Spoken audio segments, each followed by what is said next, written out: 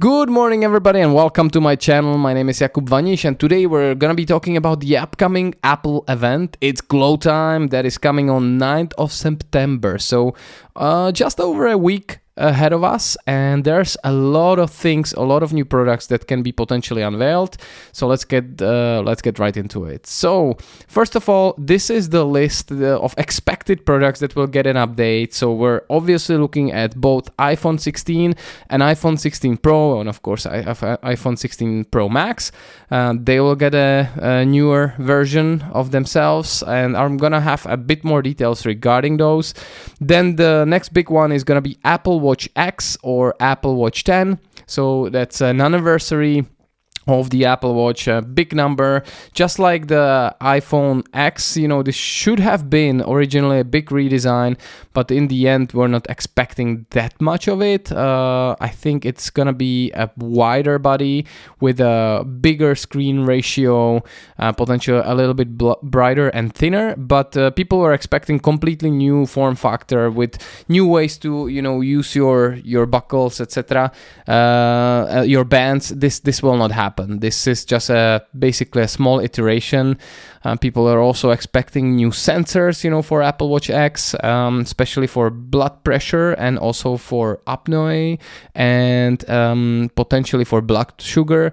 And all of them have been cancelled. Apparently, Apple didn't make it, on time. So maybe we'll get them in the next year's iteration, which maybe we'll see that big redesign. So Apple Watch X and actually Apple Watch Ultra 3 will not see big step up. Okay, Apple Watch X slightly, because we'll have larger screens and maybe smaller bezels. Apple Watch Ultra will remain completely the same, maybe larger battery or something like that, but we're not really expecting any new sensors or new design for those. iPhone 16 and iPhone 16 Pro, though, they are also quite similar, but I will share a bit more details later. We're also expecting Apple Watch SE 3, which should actually come with a plastic body. So this is the kind of entrance to Apple Watch world. Apple is realizing that a lot of people are buying these for their children, also to track where they are and maybe to connect with them, to call them, etc., if they're too small. So I guess they will double down. The next speculation is regarding AirPods 4, and this time apparently they will get, and I don't know how they will do it, ANC, so the active noise cancellation. We have these currently on the Pro models, on AirPods Pro 2, AirPods Pro 3 we're not expecting this year, most likely in early 2025, but AirPods 4 should be unveiled, and they will probably have a similar design to AirPods 3, but somehow they will figure out how to actually put noise cancellation, because that noise cancellation is actually Apple, playing like a negative sound opposite to what you're hearing, negative kind of frequencies that will basically even themselves out. So maybe they can do it without a seal. I don't know. We'll have to wait and see. And the rest is pure speculation. We see here iPad Mini 7.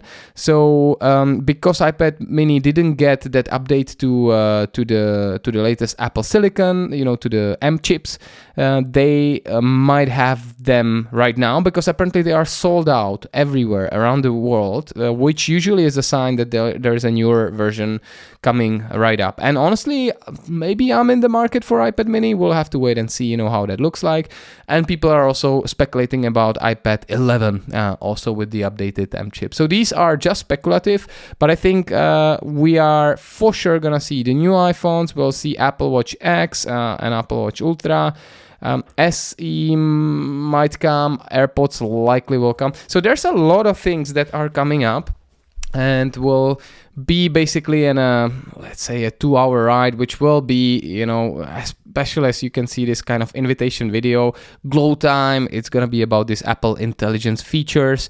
I'm from European Union. Unfortunately, we're not getting them this year. Hopefully we'll get to see them at least partially next year, but honestly that sucks a lot, to be very clear with you guys. So let's take a look at the speculations about the new iPhones. So let's compare iPhone 16 versus iPhone 15. So this is the list of new changes that I got from the Apple Hub on X or Twitter. So you can see the design is slightly new, slightly different. The colors will not going to be so muted. We see larger cameras slightly, and now they're in this horizontal position compared to this diagonal one. And apparently they are using it basically so you can create or shoot these spatial videos for Apple Vision Pro. Also, we're gonna get the new action button. So that was the new feature of iPhone 15 Pro. Now also the new regular iPhone 16 will get it. So the action button is coming.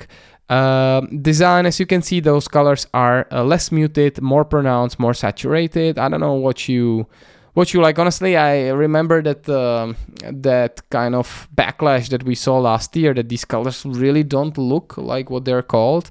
This time I think they're maybe overdoing it. If these are really the colors that we're getting, these are really pastel, like very saturated. It's kind of childish, to be honest. So we'll see, we'll see how people will actually react to those. Then there are some design changes and weight changes. So iPhone 15 is 171 grams, 16 will be 173 grams, so almost the same. And the plus size also just adds 2 grams from 201 grams to 203 grams. Now we should be expecting brighter MLA OLED display. I don't know exactly how many nits, but we're expecting slightly brighter ones. And in the next news, in the next let's say speculations, the regular iPhone 16 should be adding a new button completely to the chassis, and it's gonna be called camera button, which I'm really looking forward to. Amount of times that I'm trying to snap that perfect picture, but you're stuck on I don't know, because your fingers are slippery or whatever, and then you just miss it. With this, you should just press it and be in. And apparently it should have 2 modes. You can kind of half press it like a DSLR to focus, and then fully press it to actually take a picture. So I'm really looking for that one. Like, for me, this is one of the key features and reasons to upgrade. Then we have the newer ultra wide, should have a better aperture from 2.4 to 2.2, which should match the current iPhone 15 Pro ones. So the ultra wide camera is with better lighting, better aperture. And it's also adding the macro photography, which was usually basically a feature for the Pro phones. Now we can see that even the regular one will be getting it, which is nice.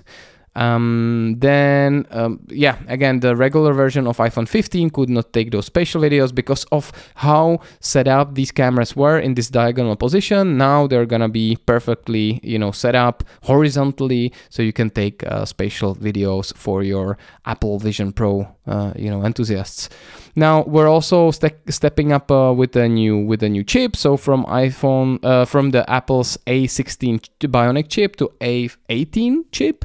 So let's see how big of a change it's gonna be in the benchmarks. But this should be the one that allows you to use all those fancy Apple Intelligence features. So looking forward to test it out. Now in terms of the RAM, the memories, we're getting from 6 gigabytes to 8 gigabytes. Usually this is a feature, or the RAM that Apple is using is nothing compared to Android phones. What Samsung is using, or even Google on their Pixel phones, usually they go double that, right? They go like to 16, even more sometimes, gigabytes of RAM. However, Apple, remember their iOS is extremely optimized, so 8 gigs should actually be enough, and that step up by 2 gigs, from 6 to 8 should be quite noticeable, I think, for running your applications and your day-to-day, tasks, etc. Now, the Apple Intelligence, as I was saying, that support will not come to Apple's iPhone 15 from last year, but the Apple 16 is getting it, so we can see it here. And we're also getting some connectivity upgrade. We're getting a new modem from Wi-Fi 6 to Wi-Fi 6E, which should see some, faster connection speeds. And the battery is also getting an update, not so significant, to be honest, but there is a certain update. And it's a pretty weird solution, because if you look at this, the regular iPhone 15 got 3,349 milliamp hour battery, but the 16 version is stepping up a little bit to 3,500 461. However, the plus size is going from 4,383 to just 4,006, which is strange. How come the regular phone, got an upgrade, but the plus is actually getting a downgrade? I don't really understand this. Anyways, basically there is a new battery technology, in this phone. We're getting basically this stacked battery in the iPhone 16 coming from the single layer battery, and we're also gonna get the faster charging, so from up to 20 watts to up to 40. So double the amount. Also for MagSafe, we're going from 15 watts to 20 watts. So these were the changes for the regular phones. Now let's take a look at the Pro phones. So starting basically here with the displays. The displays are actually gonna be bigger. So this time we're comparing Pro to Pro, not the Max versions, I believe, right? So the displays are going from 6.1 to 6.3 inches. They are a little bit different format actually, and the bigger phone is getting from, or the Max phone is getting from 6.7 to 6.9. In the next next slide that we're looking at, the bezels are even gonna be thinner than before. So iPhone 15 is going from 1.71 millimeters to 1.2, and that's a significant upgrade, definitely noticeable and visible. And the even bigger difference, I guess, for the iPhone Pro Max, we're getting from 1.55 millimeters to 1.15. So let's take a look at this. And again, we're getting this brighter display, AMOLED OLED display. We don't know how many nits, but it should be significantly better under the direct sun. And we're also getting new colors. Famously, there is this new bronze kind of color, or how do they call it? Desert titanium or something like that. Honestly, so the colors are a little bit less muted, more pronounced, though I was a big fan of this natural titanium from last year, and it doesn't look like we're getting it. We're getting like kind of greenish, which is very cold color, grayish, which is very cold, but not this natural titanium. So let's see which one is actually gonna be a big hit. People are expecting this rose gold color. Unfortunately, that's not happening this year. And in the next news, we're getting also an updated camera, and now we're talking about ultra wide. So we used to have on 15 Pro, we used to have 12 megapixels and f2.2 aperture. Now we're getting 48 megapixels with the same aperture, but that should be a significant upgrade, for the ultra wide enthusiasts. And the optical zoom also on the regular phone regular smaller 15 Pro is getting from 3 times optical zoom to 5 times that only Max used to have last year. We're also introducing a new JPEG XL format support, which is the newest format, and that will be only accepted on 16 Pro. In terms of the video recording, so we're getting some new features, 3K video recording at 120 FPS. So for the slow-mo enthusiasts, this is going to be amazing, with Dolby Vision even colors. So yeah, that's going to be a big step up, because currently we were able to do only 60 FPS on that resolution. And we're getting that camera capture button, which I think, for me as a camera enthusiast, as a camera person, this is going to be a big step up. And we're also getting new chip, of course, so from A17 to A18, but again, we'll have to see the first leaks or the first tests of benchmarks, how big of a step up it is. Hopefully it's significant, at least, 20-30% on top of what we had last year. And in terms of connectivity, we're getting from Wi-Fi 6E to Wi-Fi 7, which is a brand new, type of connection of a modem, and that should really certify your phone for like a decade, to be honest. And in terms of Apple Intelligence support, yes, you can use it on both. However, we're expecting that the 16 Pro will have some exclusive features, maybe even in camera, app, etc. So let's see, how that works. And in terms of thermal upgrades, we remember last year, the Pro models had some thermal issues, let's say. They were using copper heatsink. This time they are going for graphene heatsink. Let's see how big of a change is it gonna be, in terms of your daily usage.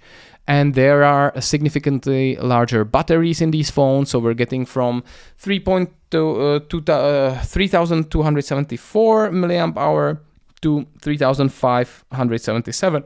So we should see a significant step up. And in the big phone, in the Pro Max, we're going from 4,422 to 4,676. So in both cases, very, very good update. And again, just like in the regular versions, we're going from single layer battery to the stack battery design. And in terms of faster charging, it's basically the same, though we're getting from 27 watts last year wired charging to 40, and from 15 MagSafe to 20 watts. So these were the news specifically about the new iPhones, but as I said in the beginning, there are many other more news that we're expecting. Like I said, the new Apple Watch X, the Apple Watch Ultra 3, the newest Apple Watch SE 3 with the plastic design, new AirPods 4 and new iPad mini 7 with M chip, and new iPad 11. So we're looking forward, to these. I, for one, cannot wait, for that conference. I really like those September conferences, especially the way they are shot. It's really, really iconic. And I am, for one, likely gonna upgrade from my iPhone 13 Pro to iPhone 16 Pro this year. So that's why I'm even more looking forward to this. But let me know, if you're upgrading this year and from what to what. Let me know, in the comments if you find these changes appealing enough for you. Otherwise, this has been Jakub Vaniš, and I wish you an amazing day and take a good care of yourself. Bye.